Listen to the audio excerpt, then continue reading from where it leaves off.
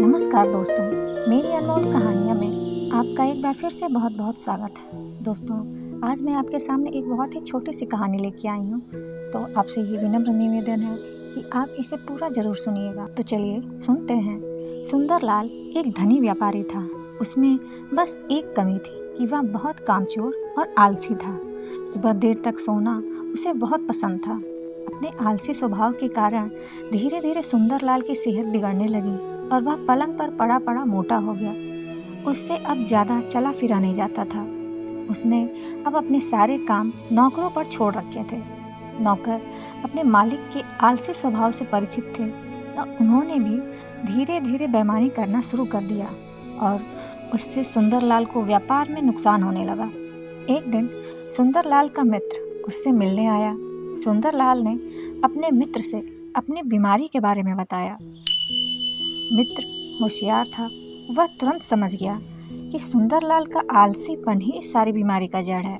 उसने सुंदरलाल से कहा, तुम्हारी बीमारी को दूर करने का उपाय मैं जानता हूँ, पर तुम वह कर ही नहीं सकते क्योंकि इसके लिए तो तुम्हें जल्दी उठना पड़ेगा। सुंदरलाल ने कहा कि बीमारी ठीक होने के लिए सब कुछ करने को मैं तैयार हूँ। तो मित्र ने कहा कि सुबह सुबह अक्सर एक सुनहरा पक्षी आता है। तुम अगर उसे देख लो तो तुम्हारे सारे कष्ट दूर हो जाएंगे। सुंदरलाल अगले दिन सुबह सुबह उठकर सुनहरे पक्षी को खोजने चल पड़ा। रास्ते में उसने देखा कि नौकर उसी के भंडार से अनाज चोरी कर रहे हैं। ग्वाला दूध में पानी मिला रहा है।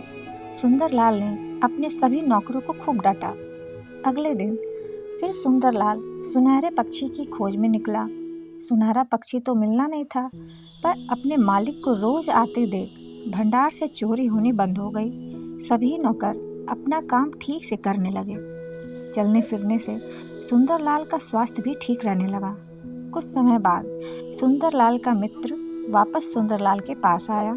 सुंदरलाल ने मित्र से कहा कि मैं इतने दिनों से सुनहरे पक्षी को खोज रहा हूँ, पर वह मुझे दिखाई नहीं दिया। मित्र ने कहा, तुम्हारा परिश्रम ही वह सुनहरा पक्षी है।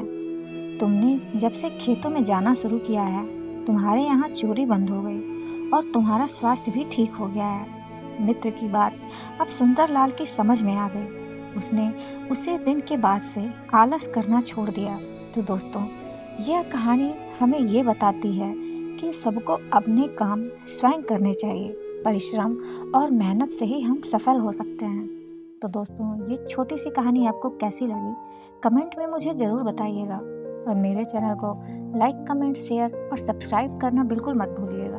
फिर हम मिलेंगे ऐसे ही एक अच्छी सी कहानी में। तब तक के लिए अपना ख्याल रखें। नमस्ते।